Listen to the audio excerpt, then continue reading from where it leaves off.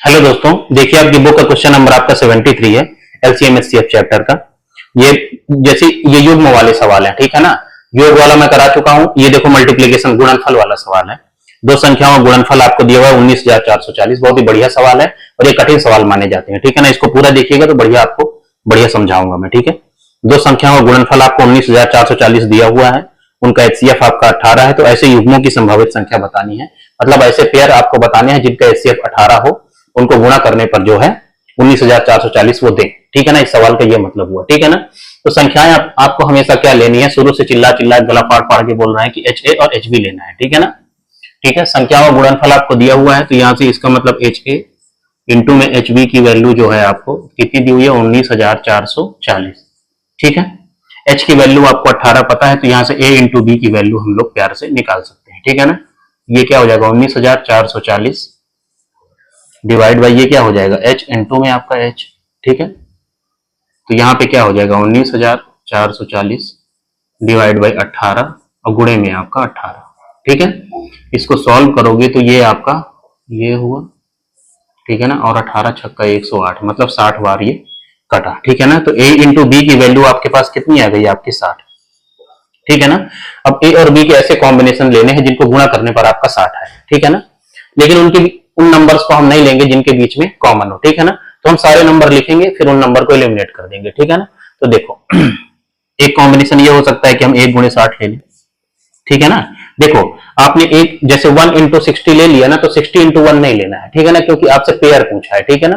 तो पेयर में आपका जैसे एक नंबर को आपको 2 बार रिपीट नहीं करना है, ठीक है। जैसे हमने इस कॉम्बिनेशन को ले लिया तो पेयर में आपका 1 इंटू 60 और 60 इंटू 1 दोनों आ गया, ठीक है ना। अब देखो क्या हो सकता है, दूसरा क्या हो गया, 2 गुणे में आपका 30 ले सकते हैं, ठीक है ना। 4 गुणे में 15 ले सकते हैं, सोचो 5 है ना, अभी 5 गुणे में 12 ले सकते हैं, ठीक है। 6 गुणे में 10 ले सकते हैं।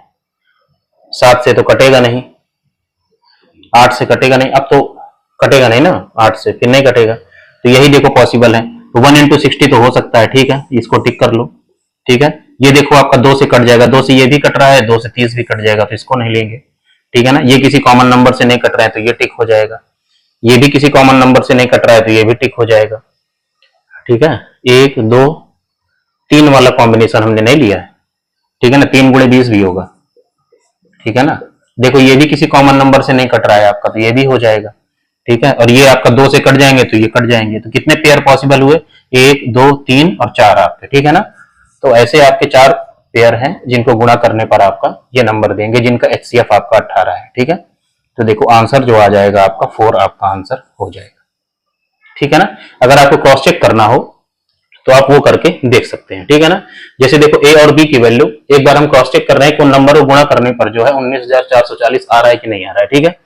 देखो इनका एचसीएफ 18 है, हमको क्या निकालना है, एच ए इंटू में एच बी की वैल्यू आपकी इतनी आनी चाहिए, ठीक है ना। इसका मतलब क्या हुआ कि एच स्क्वायर इंटू में आपकी ए बी अगर हम गुणा करें तो 19,440 आनी चाहिए, ठीक है ना। तो ये कितना हो जाएगा 18 गुणे में आपका 18 इंटू में 1 गुणे में 60 हो गया आपका, ठीक है ना। तो 18 का स्क्वायर कितना होता है आपका 324 और गुणे में 60, ठीक है ना। क्रॉस चेक करके भी आपको दिखा दे रहा हूं। इसको क्या हो जाएगा 6 चौको 24 की 4 हासिल आई 2, 6 दूनी 12 2 14 और 4 18 1 19। देखो हमने इसको मल्टीप्लाई किया तो 19,440 दे दिया इसने, ठीक है ना। अगर आप दूसरे वाले को भी चेक करना चाहें तो इसको भी चेक कर लीजिए, ठीक है ना। तो देखो मल्टीप्लाई करने पर यहाँ पे क्या हो रहा है, देखो एच स्क्वायर इंटू में ए बी मतलब एच स्क्वायर इंटू में आपका 60 ही तो आ रहा है। तो यहाँ पे देखो एच स्क्वायर तो 18 ही है, सबका मल्टीप्लीकेशन आपका 15 चौको 60 है, 12 पंचे 60 है, 20 23 60 है। तो सॉल्व करोगे तो यही तो देगा ना, तो बार बार चेक करने की क्या जरूरत है। देखो मैंने आपको क्रॉस चेक करके ही बता दिया, ठीक है ना। तो ये बहुत ही बढ़िया और प्यारे सवाल हैं, इनको आप ध्यान से करिए और एक सवाल को भी आप ढंग से समझ लेंगे तो ये एग्जाम में ऐसे ही आते हैं, कुछ भी इनमें बदलाव नहीं होना, न लैंग्वेज में कोई बदलाव होना है, ठीक है। जय